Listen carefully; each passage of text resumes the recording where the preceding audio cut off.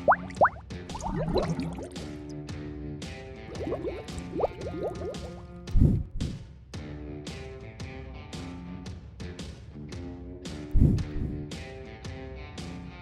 adik-adik, selamat hari Minggu. Karena situasi dan kondisi yang tidak memungkinkan untuk kita melakukan ibadah di gereja, maka dari itu, ibadah kali ini akan kita lakukan secara online atau daring. Untuk informasi berikutnya, untuk persembahan bisa adik-adik berikan kepada orang tua, kemudian dibawa ke gereja pada hari Minggu dan dimasukkan ke dalam kotak persembahan. Meskipun ibadah kali ini dilakukan secara online, kakak harap adik-adik bisa mengikuti ibadah ini sebagaimana mestinya. Sebelum kita memulai ibadah, adik-adik dipersilakan saat teduh sejenak.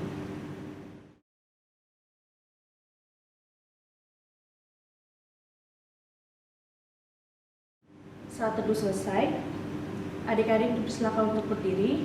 Kita akan menyanyi dari nyanyian pembuka, yaitu KMM 43, Mari Bernyanyi Serta.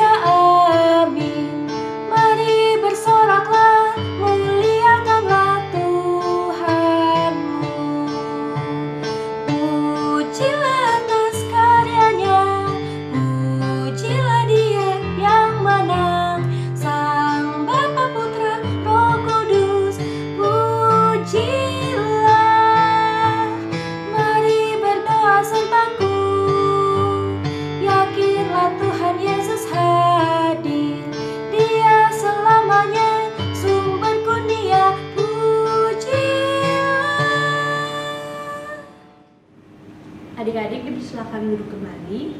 Sekarang kita akan masuk dalam doa pembuka. Mari kita satu dalam doa.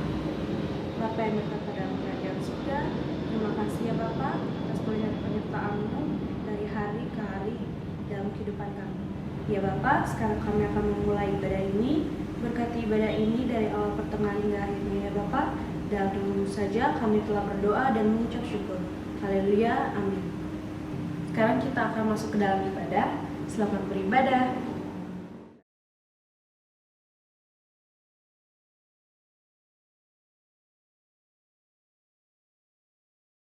Shalom adik-adik, selamat hari Minggu. Kembali lagi di ibadah PT online kita yang kesekian kalinya. Tidak terasa sudah hampir 6 bulan kita beribadah online ya. Sekarang kita akan masuk ke dalam pembacaan firman Tuhan. Mari kita satu di dalam doa. Kita berdoa. Tuhan Allah Bapa kami yang bertahta di dalam kerajaan surga, terima kasih untuk nafas kehidupan yang Kau berikan pada kami hari ini ya Bapa. Sekarang kami akan mendengarkan firman-Mu, bimbing kami, turunkan kami akan Roh Kudus-Mu sehingga kami dapat memahami arti kebenaran firman-Mu ya Bapa. Terima kasih Tuhan Yesus, inilah doa dan permohonan syukur kami. Haleluya, amin. Adik-adik kakak undang untuk berdiri, kita bersama-sama membaca Alkitab dari Mazmur 127 ayatnya yang pertama sampai dengan ayatnya yang kelima. Kita baca secara bersama-sama ya adik-adik ya. Berkat Tuhan pangkal selamat. Nyanyian ziarah Salomo. Jikalau bukan Tuhan yang membangun rumah, sia-sialah usaha orang yang membangunnya. Jikalau bukan Tuhan yang mengawal kota, sia-sialah pengawal berjaga-jaga. Sia-sialah kamu bangun pagi-pagi dan duduk-duduk sampai jauh malam, dan makan roti yang diperoleh dengan susah payah. Sebab ia memberikannya kepada yang dicintainya pada waktu tidur. Sesungguhnya anak-anak lelaki adalah milik pusaka daripada Tuhan, dan buah kandungan adalah suatu upah. Seperti anak-anak panah di tangan pahlawan, demikianlah anak-anak pada masa muda. Berbahagialah orang yang telah membuat penuh tabung panahnya dengan semuanya itu. Ia tidak akan mendapat malu apabila ia berbicara dengan musuh-musuh di pintu gerbang. Demikianlah pembacaan firman Tuhan. Adik-adik, kakak persilakan duduk kembali. Ya adik-adik, bacaan kita tadi terambil dari Mazmur. Ada yang tahu arti Mazmur itu apa? Mazmur itu berasal dari kata Ibrani adik-adik ya. Kata Ibraninya itu mismor, yang artinya itu sebuah nyanyian yang dinyanyikan dengan iringan musik. Oke, secara garis besar Mazmur dibagi menjadi 5 bagian adik-adik. Menjadi 5 bagian, yaitu yang pertama adalah pasalnya yang pertama sampai ke 41. Yang kedua pasal 42 sampai ke 72. Yang ketiga pasal 73 sampai dengan ke 89. Yang keempat pasal 90 sampai dengan 106. Yang kelima pasal 107 sampai 150. Nah, kalau adik-adik lihat bacaan kita Mazmur 127 ada di bagian keberapa? Ada di bagian kelima adik-adik ya, yang ditulis oleh Raja Salomo adik-adik ya. Nah, di dalam bacaan kita kali ini Raja Salomo diberikan kepercayaan kepada ayahnya Daud untuk membangun bait Allah yang megah adik-adik, dan juga menjaga serta mengawal kota. Raja Salomo pun menerima adik-adik kepercayaan ayahnya tersebut. Tentu ini adalah tugas yang besar untuk Raja Salomo. Sebenarnya semua ini adalah inisiatif daripada Raja Daud adik-adik ya.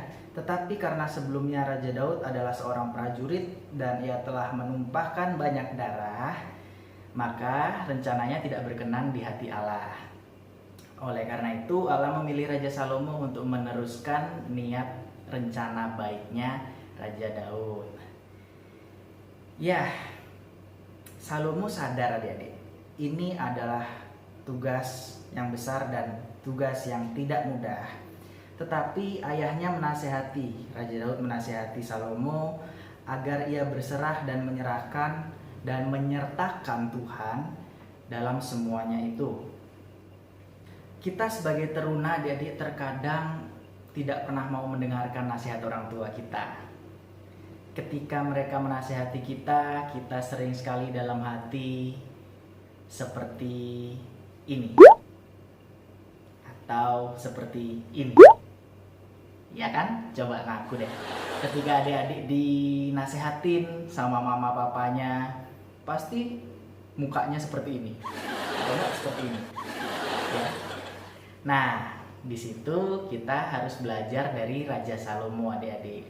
Raja Salomo aja mau loh dengerin ayahnya, nasihat ayahnya, dan dia nggak bersungut-sungut, dia tidak ngedumel di dalam hatinya adik-adik ya. Kita sering sekali menganggap orang tua kita gaptek adik-adik, ketinggalan zaman, ya kan? Ketika orang tua kita menasehati kita menganggap alah, papa nggak tahu nih zaman sekarang, mama nggak tahu sih zaman sekarang kayak gimana. Adik-adik, oke, tidak apa-apa kalau adik-adik menganggap mereka seperti itu. Tapi ingat, orang tua kita itu tidak akan pernah membawa kita ke jalan yang tidak baik. Mereka pasti menuntun kita ke jalan yang baik adik-adik ya. Karena mereka sudah melewati hal-hal yang belum pernah kita lewati sebelumnya. Mereka tahu mana yang baik, mereka tahu mana yang buruk.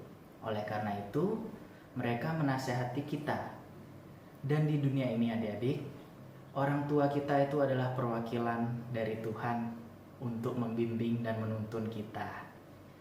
So, sama halnya dengan Salomo yang disuruh ayahnya, Daud untuk menyertakan Tuhan di dalam pembangunan bait Allah. Andai saja Salomo mengandalkan kekuatannya dan hartanya, pasti semuanya akan sia-sia. Sama seperti ayat 1 tadi yang kita baca adik-adik ya. Jikalau bukan Tuhan yang membangun rumah, sia-sialah usaha orang yang membangunnya. Ya, ini adik-adik perlu catat. Andalkan Tuhan dan sertakan Tuhan di dalam setiap perkara, pergumulan, atau masalah apapun yang adik-adik sedang hadapi. Karena jika kita mengandalkan kekuatan kita sendiri, tanpa kita mengandalkan Tuhan, semuanya akan sia-sia. Ya adik-adik, untuk menutup firman Tuhan kita kali ini, ada 3 alasan mengapa kita harus mengandalkan Tuhan di dalam kehidupan kita. Yang pertama adalah karena kita ciptaan Tuhan. Yang kedua, karena kita mempunyai kemampuan yang terbatas, adik-adik ya. Kemampuan kita itu limited, bukan unlimited. Yang ketiga, karena Tuhan sanggup mengubah keadaan. Mari kita satu di dalam doa. Kita berdoa. Tuhan Allah Bapa kami yang bertahta di dalam kerajaan surga, selamat hari Minggu ya Bapa. Terima kasih kami barusan sudah mendengarkan firman-Mu yang mengajarkan kami untuk selalu mengandalkan kekuatan Tuhan dan bukan mengandalkan kekuatan diri kami sendiri. Terima kasih banyak ya Bapa untuk penyertaan Tuhan di dalam kehidupan kami selama ini. Kiranya kami sebagai anak-anak-Mu akan selalu mengandalkan Engkau di dalam kehidupan kami, di dalam pergumulan, di dalam setiap pencobaan yang kami hadapi ya Bapa. Ya Bapa, terima kasih. Kami juga ingin berdoa untuk teman-teman kami yang sakit. Engkau tolong berkati teman-teman kami yang di dalam kelemahan tubuh ya Bapa. Engkau tolong sembuhkan mereka agar mereka bisa beraktivitas kembali dengan baik. Ya Bapa, terima kasih. Kami juga ingin berdoa untuk bangsa dan negara kami yang sedang mengalami pandemi COVID-19 ini. Kiranya Tuhan ikut campur tangan di dalamnya, dan kiranya kami sebagai umat-Mu akan terus mengandalkan kekuatan Tuhan di dalam menghadapi pandemi ini. Terima kasih banyak Tuhan Yesus. Kami juga ingin berdoa untuk gereja-gereja di seluruh muka bumi, di seluruh bangsa dan negara ya Bapa. Engkau tolong berkati gereja-gereja kami di dalam pelayanan kami, agar kiranya kami lebih mengedepankan kepentingan bersama, agar kami lebih mengandalkan kekuatan Tuhan daripada kami mengandalkan kekuatan kami sendiri ya Bapa. Terima kasih banyak Tuhan Yesus. Inilah doa dan permohonan syukur kami yang kami panjatkan hanya di dalam nama Tuhan Yesus Kristus, Tuhan dan Juru Selamat yang telah mengajar kami berdoa. Bapa kami yang ada di surga, dikuduskanlah nama-Mu, datanglah kerajaan-Mu, jadilah kehendak-Mu di bumi seperti di surga. Berikanlah kami pada hari ini makanan kami yang secukupnya, dan ampunilah kami akan kesalahan kami, seperti kami juga mengampuni orang yang bersalah kepada kami. Dan janganlah membawa kami ke dalam pencobaan, tetapi lepaskanlah kami daripada yang jahat. Karena Engkaulah yang punya kerajaan dan kuasa dan kemuliaan sampai selama-lamanya. Amin. Baik adik-adik, sekarang kita akan masuk dalam persembahan. Untuk nyanyian persembahan terambil dari Gita Bakti 80, yaitu Mari Bawa Persembahan.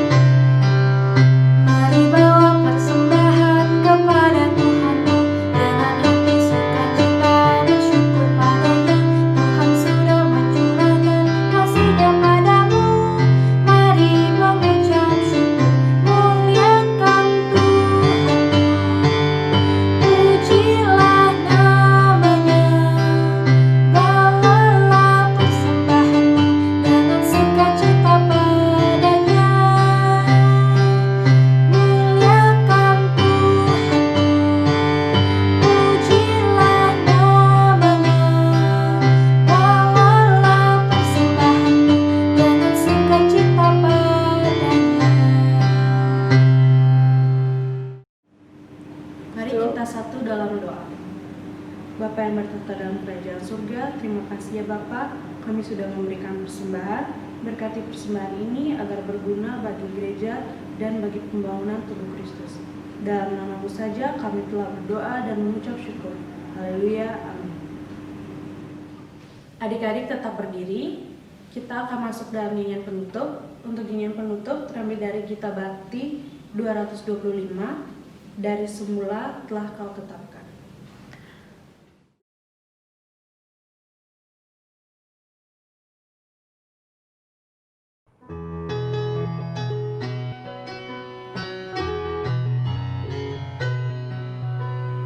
Dari semula telah Kau tetapkan hidupku dalam tangan-Mu, dalam rencana-Mu Tuhan.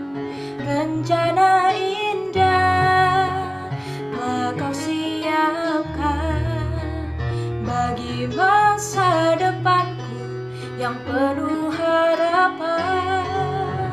Semua baik, semua baik. Apa yang telah kau perbuat di dalam hidupku, semua baik, sungguh teramat baik. Kau jadikan hidupku berarti. Oke adik-adik, setelah kita tadi mendengarkan firman, mari kita akhiri ibadah kita pada hari ini. Mari kita berdoa. Kami bersyukur padamu Tuhan, sebab Engkau memberikan kami kesempatan untuk beribadah kembali di hari Minggu ini, untuk kami boleh mendengarkan firman-Mu. Biarlah firman-Mu yang boleh kami dengar ini ya Tuhan, boleh membimbing setiap langkah hidup kami Tuhan, menjadikan kami teruna yang selalu mengandalkan Engkau dalam kehidupan kami. Karena hanya Engkau ya Tuhan yang pencipta kami, yang memampukan kami untuk kami boleh menghadapi pergumulan dalam hidup kami. Terima kasih ya Tuhan. Inilah segala doa harapan kami ya Tuhan. Syukur kami yang kami panjatkan kepadamu. Dalam nama Tuhan Yesus Kristus kami sudah berdoa. Amin.